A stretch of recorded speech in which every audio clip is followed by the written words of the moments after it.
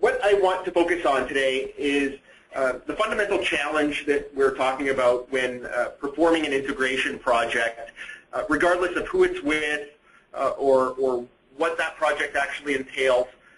There are going to be some fundamental issues with moving data between systems. We're going to look at a few potential approaches to moving and matching data between systems. We're going to look at some specific examples of how the data may differ as it exists in one system versus another. And we're going to, I'm going to give you a few high-level tips on some things to consider when approaching a data integration project. And finally, we will have an opportunity for some question and answers at the end. Now, this is meant to be somewhat of a primer, so if there's anything that I don't cover, please feel free to shoot it over as a question. Certainly, this topic is much more extensive than I can cover in the 20 minutes or so that I've allotted for the question, for the topics that we're going to cover. Pardon me. So the challenge. What we're looking at here is a high-level kind of a marketing style diagram of an eBridge connections integration. And what we have here are numerous systems interacting and exchanging data. And what we have are systems that may not be storing the data in the same way in each of those respective systems. Your ERP on the far left would be your internal back office systems. It could be anything. It doesn't have to be your ERP, but it's going to have a particular data format. And you have all of these other marketplaces that you might do business with, EDI partners, eCommerce shopping carts, CRM applications.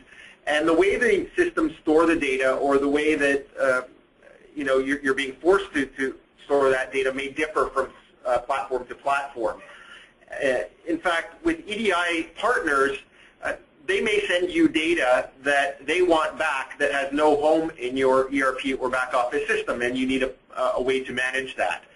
And that's something that we encounter on a daily basis here at eBridge, and we have several approaches for managing discrepancies in data as they transfer from system to system. And the approach we attempt to put in place depends on the specific trading relationship, what the source data looks like, what the destination system looks like, and we try to find the kind of the path of least resistance to matching that information up. But there's no hard and fast rules around that, and we typically have to deal with things on a case-by-case basis. So let's take a look at a couple of approaches. The first approach would be potentially to use cross-reference tables within your ERP system. The trouble is many ERP systems don't have that functionality. Usually that gets introduced in the mid-range systems and up. And that said, even if it does exist, you may not want to utilize your ERP system to store that information. You could try changing things like customer numbers in your ERP to match what's coming in from the web store, but that's usually either not possible or not practical. So a lot of times when we get into an integration project, we don't have the flexibility of asking either your EDI partner or your marketplace to make a data change, nor do you have that flexibility of making the change in your ERP or back office system. We could orphan all of the existing customers, for example, in your ERP system, and then just bring in all new customers and create those customers on the fly, so that the data formatting that's being utilized on the web store or the source system will handle all of the conversions and matching as it transfers over to the destination system. But that's usually not practical either. Most people want to maintain that customer history. They want to know, how long, a particular customer's been with you as a customer. You might have some loyalty or rewards information that you store in your ERP system, so that can be problematic. You can also use external cross-reference tables to explicitly link things like customers. And that's usually one of the better approaches.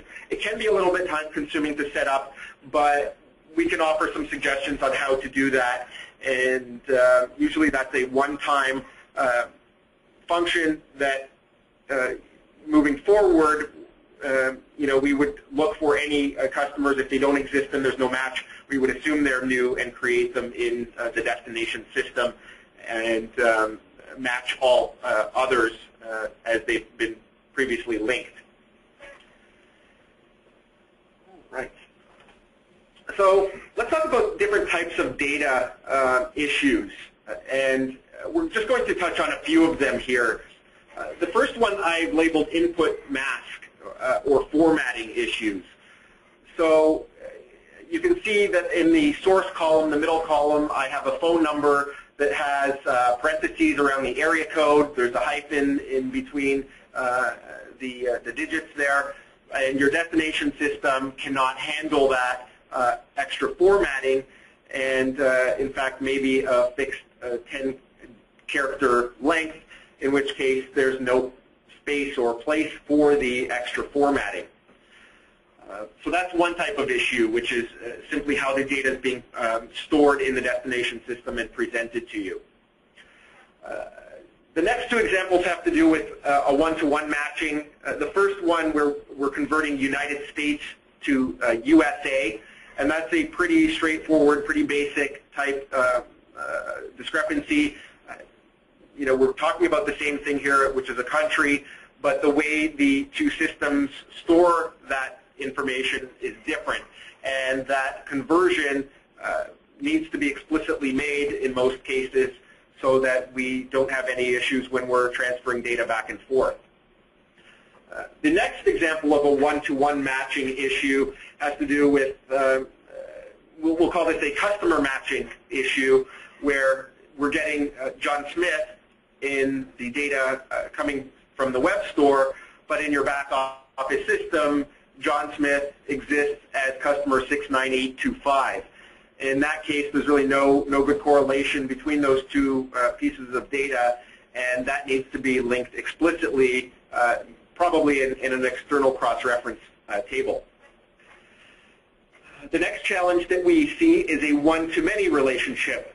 This example would be reflected in a web store item that might have configurable attributes. So the base SKU 352 might represent a T-shirt, and in your ERP system, or let's call that maybe a bundle product, a T-shirt and a hat and a pair of shoes. And in your destination system, you keep track of inventory for each of those individually, whereas on the web store, you're selling that as a bundled product. Maybe it's a promotional item where you're giving a discount if you buy all three items together, but you still keep stock as separate items.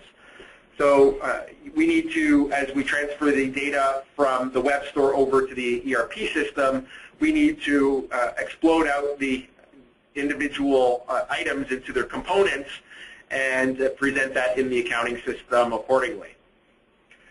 We also have a situation where we could have a many-to-one relationship. So, many different items being ordered on the web store might all map to the same SKU in your accounting system. You might do this, for example, for testing different item descriptions. So you might put the same item up on your website 3 or 4 times. You might play around with the titles and the photos so that they look like they're different items, and maybe you're trying to find out which one has the best conversion rate. But they're all fundamentally mapping to the same item in your ERP system. So that's a scenario that you might have to contend with. And as integration experts, we here at eBridge need to be able to handle all of those types of scenarios in various ways depending on your specific requirements. So just to put a visual on some of this, I have some screenshots of these particular examples. The first one being the input mask or formatting requirement. This is a customer address maintenance record from Dynamics GP. And you can see that when we select the phone number field, Dynamics GP expects the phone number to be presented in a very specific way. And it needs to be formatted as such as we transfer the data from the web store over to the GP system. Here's another example of, or here's one example of kind of one-to-one matching. And I apologize that this particular slide is a bit tiny. I'm highlighting the SKU number for a particular product on an order that's labeled SN58743, and that happens to be tagged as a snowboard helmet. So if we look at in this case, this is a cross-reference table within our eBridge tool. You can see here in the external ID field, the second highlighted box, we have the snowboard helmet SN58743. And that links to an internal part number of, in the ERP system of 3-A2440A. So what's happening here is you have an item for sale on the web store. It has a different SKU number than was set up in GP for whatever reason. It could have been an oversight, it could have been deliberate, but there is a discrepancy there, and we need to account for it. And as I said earlier, you probably have no provision to change GP or your web store in this case.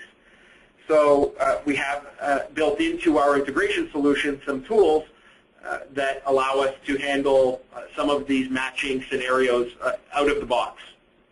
So looking at the resulting order as it gets created in Dynamics GP, which is true of all of our integrations, meaning these cross-reference tables are available for all the integrations we support, we see that we've actually posted the order or line item in Dynamics GP with the internal GP part number, and we did a translation during the posting process to convert SN58743 to the internal SKU number. So that works great in a one-to-one matching scenario. We have these tables for customers, vendors, ship-to-address codes, and inventory. It's kind of built into the user interface of the eBridge product. An alternate approach to doing a one-to-one matching might be to utilize a simple text document. You can think of this like a notepad file, or sometimes we insert it directly into the data mapping or transformation file. And this converts from the source data in the first column, A260, B000, for example, to the value that's presented in quotations. So what's happening is we are, if we look at the logic that would actually call this table, we're saying that in the comment field of the header for this particular order, which is where this data is ultimately going, we want to use a cross-reference table to look up the value to use, and the source value is coming from this SAC, SVC, Pro, Prom, All.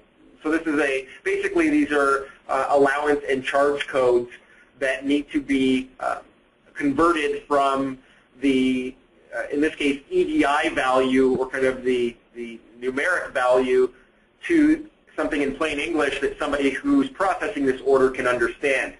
So what we're doing is we're saying for the header comment field, look up the value, which would be, say, A260 in this particular field that's in the source data, and go to the cross-reference table and return the value that is corresponding in the quotation marks. So that's one way that we can also do a one-to-one matching on really any piece of data or any data field within the transformation mapping. Whereas the previous approach, we have built-in functionality and a user interface for, like I said, customers, vendors, ship-to codes, and inventory. All of these approaches are accessible and open to anybody who's using our solution. So once we set up the structure, you can go ahead and make additions, deletions, or changes to these cross-reference tables as needed. Okay. One approach of using the one-to-many matching may involve using these eBridge cross-reference tables. This is the same cross-reference table we looked at earlier, except we've now clicked on the item and are viewing it in a pop-up window as opposed to a grid or table view. In this case, we can take the item 352, and we know that when we see that coming in the source data, we need to break it out into the various component items and write those out as individual line items. And that works great, especially if you have 5 or fewer component items representing the kit item being ordered. But we could use delimiters to assemble a long string of component items that we might need to parse out. So potentially we could use a semicolon and just have that as being the delimiter or the separator between these different data fields. So that's also a possibility. This particular cross-reference looks similar to the one we were viewing a couple of slides back, except this shows the structure of taking the multiple different SKU numbers and matching them to a single common SKU before we import it into the destination system. So again, similar approach, but what I want you to take away from this is that there's many approaches that we can use depending on what type of data we're talking about moving and what your conditions are for validating it and so on. So a few tips. Analyze your source data. So understand what you're looking at. You want to make sure that the data that you hope to capture from your source system has been cleansed, that you are deleting any duplicates, or, filling in any incomplete information, or deleting those records, and understanding the different types of formats that you are working with here. The phone number being a good example of having different formatting in the source system than you would have in the destination system. Another might be, zip codes. Some zip codes have a dash or a hyphen in them. Some systems do not allow for that. So understand by looking at a good cross-section of your data what you're dealing with before you attempt to make any changes or attempt to cleanse that data. Of course, back up everything before you start making changes.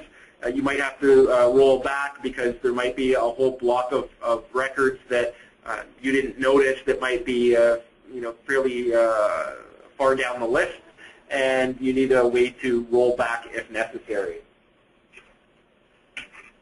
The more granular you can be when you're capturing the data, the better. Separating name fields into first name as a separate field and last name is much better than having one field capturing the person's full first and last name. The more granular the data, the easier you're going to be, easier time you're going to have in reporting on it, performing different types of segmentation to analyze the data for different metrics. So try and capture as much data as you can within reason up front and keep it as granular as possible, meaning use more fields rather than less fields to capture that information. Understand the data type of the destination field that you're writing to. I'm certainly not a database administrator, but understanding that databases have the ability to define data fields differently, which helps you ensure that the data you're moving into that field will produce a format that you're expecting. It also can mean the difference between having a well-optimized system and something that's very difficult or very inefficient to query out of and deal with after the fact. System-generated items, when we're talking about matching data, are the best in order to ensure data integrity. It's not always realistic to match on system-generated values. A lot of our customers ask us to match on email addresses. Email's pretty good, meaning you won't have the same email address as someone else, or someone won't have the same email address as you. However, I personally have upwards of half a dozen different email addresses I've accumulated over the years. Shame on me, but I can't be certain that when I register on your website using a particular email address, that's the same email address I provided when I placed a phone order 3 years ago. So email address can be potentially problematic. When I say system-generated values are the best, it's because you typically can't change system-generated values. The nature of a database requires that each row in the database have a unique value identifying it within the system, and that helps ensure that there aren't duplicate records, because there could be 10 John Smiths in your database, so you need something unique to distinguish among them. So that's something to keep in mind, and something that, again, we usually have to deal with on a case-by-case basis, because there are different scenarios that we have, different types of information we have access to, and we don't always know what your source and destination systems look like. So that was a bit of a crash course in data integrity and matching data. Like I said, the thing I want to convey is that we have a number of different approaches. There's no one bulletproof way to ensure that data gets moved from one system to another with 100% accuracy. But if you're aware of some of the limitations and constraints and other considerations ahead of time, it can help prepare and potentially cleanse that data before we get into moving the data between the systems. Like I said, sometimes there is no shortcut, and we need to define those two values explicitly.